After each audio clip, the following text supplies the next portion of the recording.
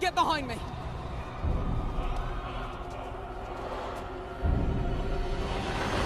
The Harry Potter series is full of intense and sometimes scary on-screen moments, but just how dangerous were things behind the scenes? It turns out things were very dangerous, with multiple cast members like Matthew Lewis, Tom Felton, and Rupert Grint ending up with a few injuries.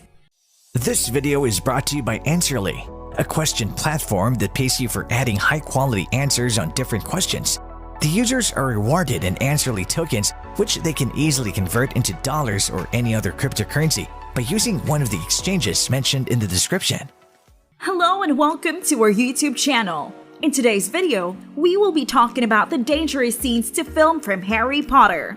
If you're new here, make sure to smash the like button, subscribe to our channel, and hit the notifications bell to get updates whenever we post. Fred and George trick the Goblet of Fire. Oliver Phelps, who portrayed George Weasley, one half of the Weasley twin duo Fred and George across all 8 films, explains that a stunt during Harry Potter and the Goblet of Fire turned out to be trickier than anticipated. The twins prepared to be shot out of the goblet space in the Great Hall. Harry's stunt double was injured. When stunt performer David Holmes, who had doubled for Daniel Radcliffe in all 8 of the Harry Potter movies, was seriously injured rehearsing a flying scene for the final chapter in 2009, his career as a stuntman came to a sudden end. Holmes broke his neck performing a jerk-back stunt and was paralyzed from the chest down. He has spent the subsequent 11 years adjusting to life with limited mobility only in his arms and hands. Hogwarts caught on fire. While filming the climactic battle between the good students of Hogwarts and the evil Death Eaters for the upcoming 2-part movie, Harry Potter and the Deathly Hallows, a mocked-up castle made of timber, steel, and plastic, caught on fire and took the rest of the set with it. In a pyrotechnics-heavy shoot, there is always a risk of damage being done, but rarely do conditions on a set swing so wildly or dangerously out of control. 6 fire engines were called to the scene, and it took crews of firefighters 40 minutes to contain the flames. Thankfully, none of the estimated 100 cast and crew members on hand were injured, but the damage done to the set is reported to be just shy of $150,000. Emma Watson really hit Tom Felton. Though there are plenty of great moments within the 8 Harry Potter movies, fans truly appreciate Hermione Granger punching Draco Malfoy in the face. Draco's arrogance led him to be attacked by Buckbeak, the hippogriff, during his first Care of Magical Creatures class with Hagrid. Though he suffered only a minor injury, he and his father campaigned to have Buckbeak killed. When Hermione found out, she gave Draco a well-deserved punch. But Emma Watson actually slapped Tom Felton when the cameras weren't rolling also. Felton and Watson portrayed Draco and Hermione in the films. Though the Harry Potter alums are good friends now, things were a bit awkward between them for the first couple of movies. Helena Bonham Carter injured Matthew Lewis. Neville Longbottom went through a lot.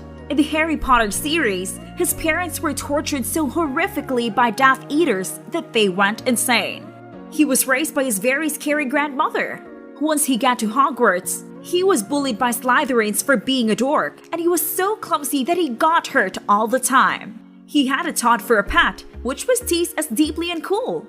And Neville's injuries and misfortune weren't just confined to the character. Even the actor who played him in the movies, Matthew Lewis, suffered a very painful injury during filming.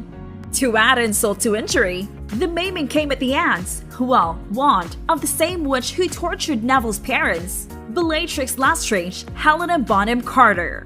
During the filming of Harry Potter and the Order of the Phoenix, the adaptation of the 5th book in J.K. Rowling's fantasy series, Bonham Carter took her character's penchant for cruelty a bit too literally, leading to an injury that Lewis didn't tell her about until later, because he didn't want to make her feel bad, a very Neville Longbottom move. Daniel Radcliffe underwater. This was one of the main challenges for the team of Harry Potter and the Goblet of Fire when it came to shooting the Trial of the Lake, where the young wizard must recover loved ones placed asleep at the bottom of the lake, avoiding the dangers of the place. Reproductions of the actors will also be used to represent the sleeping and submerged characters that Harry must save. These underwater scenes were shot in a gigantic swimming pool covered with a blue background to then add the decor and special effects. 500,000 liters of water were needed to fill this deep tank, allowing the actors to be fully submerged. We find this huge water park in this making-of. Over a period of 6 months, Daniel Radcliffe Harry trained, and he remained almost 41 hours and 38 minutes underwater. He even scared the team by mistakenly indicating that he was drowning. Raised to the surface in an emergency, it was then found that he was in fact very well. This was not always be the case, however, as during this underwater shoot, Radcliffe will suffer from 2 ear infections. He will also spend 1 hour and 30 minutes in makeup for the scenes in which his characters has gills and webbed feet and hands after consuming gill flower, a magical plant from the universe created by J.K. Rowling. Bonus fun facts: J.K. Rowling came close to acting Lily Potter's role. It might be surprising to many that J.K. Rowling herself came close to acting for a minor role in the movies. It is said that the British author was offered the chance to play the protagonist's mother, Lily Potter, during the making of the first film. However, she didn't accept the role, claiming she wasn't suitable for acting. Emma Watson might not have gotten the role of Hermione had it been up to her. The casting team held auditions at elementary schools all across Britain to find their Hermione, but when they got to Emma's school, she had no desire to audition even though everyone else at school did. It was Emma's teacher who convinced her to audition, and she ended up being the last girl that day. To think she got the role after that! All the food you see in the Great Hall scenes is 100% real.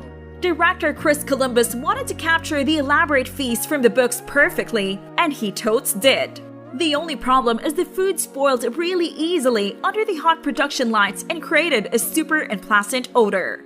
That's why for future HP movies, they froze food and created molds to make the fake food look more realistic. The producers tried to give Daniel Radcliffe green eyes and Hermione buck teeth like in the books, but failed. Sadly, Daniel had a terrible allergic reaction to his green contact lenses and had to stop wearing them, while Emma Watson couldn't speak clearly while wearing her false buck teeth. For many people who grew up in the 1990s, the Harry Potter books and subsequent films were seminal milestones. They made scores of youngsters believe that one day they would receive a letter via owl to inform them they were about to hitch a train ride to Hogwarts too. The franchise continues to live on, and for a generation of moviegoers. Which spell would you use to save your favorite character in Harry Potter on one of these dangerous scenes? Let us know your thoughts in the comment section down below. If you like this video, make sure to smash the like button and subscribe to this channel.